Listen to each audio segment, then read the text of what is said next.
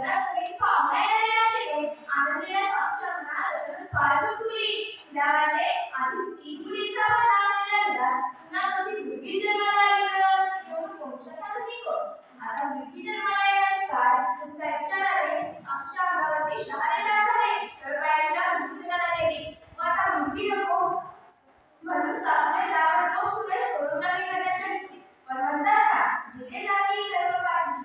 सोनोग्राफीचा report आला तर समजले की वंशाचा दिवा येणार नाही. ते एकदा सासू म्हणाली म्हणजे वंशाचा दिवा येणार नाही तुझ्या पोटी देवकी जन्माला येणार आहे.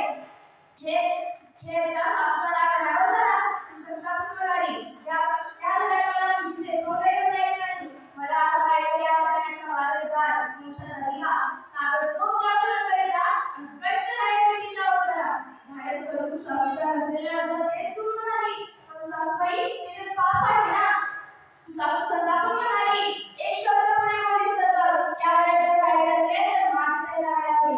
आनंद उत्सव चाललेल्या घरात अचानक गंभीर वातावरण निर्माण झाले. तिच्या एक सून जिरायची आत्महत्याची जाणीव होऊ लागली. पण काय करणार सासूच्याकडे मनावर दगड ठेवून तयार झाली या कुटुंबाला. हा सोडलेला छोट्यासून त्या मुलीची ऐकत होती. हे सर्व ऐकून चटकीला धक्काच बसला. तिचा जीव कासावीस झाला. तिला वाटले कोणाला मारू कोणाला सांगू स्वतःचा जीव वाचवण्यासाठी. पण तिने तिला स्वतःच्या उदरात पाठवणाऱ्या आपल्या आईला स्वप्नात पत्र देण्याचे ठरवले. ते पत्र असे होते प्रिय वात्सल्य सिंधू आई छोटी मुली असेल तिचा तुझ्या स्वतःच्या पोटातून शीत छोटांवर दाटवर. मी आनंदी आहे व देवाला प्रार्थना करते की तूही सुखी राहा. पत्रात कारण की मी आले खळबळ झटक वाचा ऐकली जे ऐकून माझा नशिबाचा धक्का पडला. आई ए आई मी मुलगी आहे असं समजल्यावर मला जन्म घेण्यापासून रोखणार आहेस त्यावर माझा विश्वासच बसत नव्हता. माझी वात्सल्य सिंधू आई असे कसे करू शकेल. स्वतःच्या उदरात वाढणाऱ्या लाडक्या मुलीच्या नाजूक शरीरात होणाऱ्या शस्त्राची वार एक आई कसे सहन करू शकेल. आई फक्त मला एकदा सांग की हे मी जे ऐकले ते खोटं आहे. खरं तर हे सर्व ऐकून माझा धक्का बसला होता. आई माझा हातही इतके दुर्बल आहे की मी तुझ्या गळ्यात पडून तुला कवटाळू शकत नाही. मला मारण्यासाठी तू जे औषध देणार आहेस ते औषध मला यांना दे. त्या औषधामुळे मला खूप वेदना होतील ग. आई तू हे तर पाहू शकत नाहीस की ते औषध मला तुझ्या पोटात किती निर्घृणपणाने मारेल. डॉक्टरांची हातोडी किती क्रूरपणे माझ्या कोमल टोपीचे तुकडे केले. त्याची चाकी माझ्या नाजूक हातापायांना कापून टाकले. हे जर दृश्य तू आठवलेस तर असं करण्याचा विचार केला नसतास. आई हात माझे चिमकुले पडत चालता होणार समजे त्यात मी आम्हाला कोण जिवंत सोडवणार. आई मला वाचव प्लीज आई मला वाचव. आई देवासाठी तरी असेल बघ आवाज माझा ऐकल्याचा कोण कसा ऐकणार. जीव माझ्या मुलाचा कोण कसा वाचवणार. तुला चेहरे देण्याचे कारण की तुझ्या रोजीमाने तुझ्या मला एकदा येऊ दे. माझ्या छोट्या पावलाने तुझ्या अंगणात खेळू दे. फुललेले सुंदर बाळ डोळ्यावरून पाहू दे.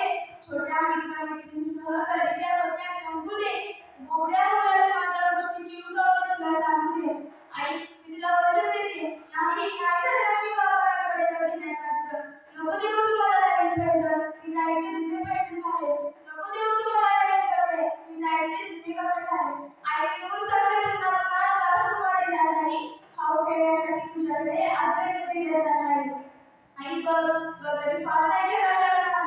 थोडे प्रयत्न तू कर थोडे प्रयत्न मी करेन. शिकून माझ्या पायावर उभी राहील. दिवस असे निघून जातील ऋतुचक्रासारखे आणि एक दिवस आई माझ्या मैत्रिणी गोळा होतील. माझ्या हातावर मेहंदी काढतील. सुवासने हळदी लावतील. मांडव सगळे चौघडा वाजतील आणि तुझ्या अंगातून भुरकन मी चिमणीसारखी उडून जाईल. त्यामुळे माझं पत्र इथेच थांबू दे. प्रत्यक्ष जगात येण्याची संधी देशील हे शेवटी मिळवायचे. तुझी लाडकी गर्भस्थ कन्या चिंती गचकून ती मावळी जागी झाली. तिचा ओठ भरून आला. डोळ्यात अश्रूची पाठ वाहू लागले. ती धावतच सासूकडे गेली व मुलगी जन्माला घालण्याचा ठाम करणे तिला सांगून टाकला. हे ऐकताच गर्भस्थ चिंतीने सुटकेचा श्वास सोडला. आपला जीव वाचवण्यासाठी गर्भस्थ कन्येने मारलेली हाक यशस्वी ठरली व चिंतीला जीवदान मिळाले. म्हणून म्हणते लेक वाचवा देश वाचवा.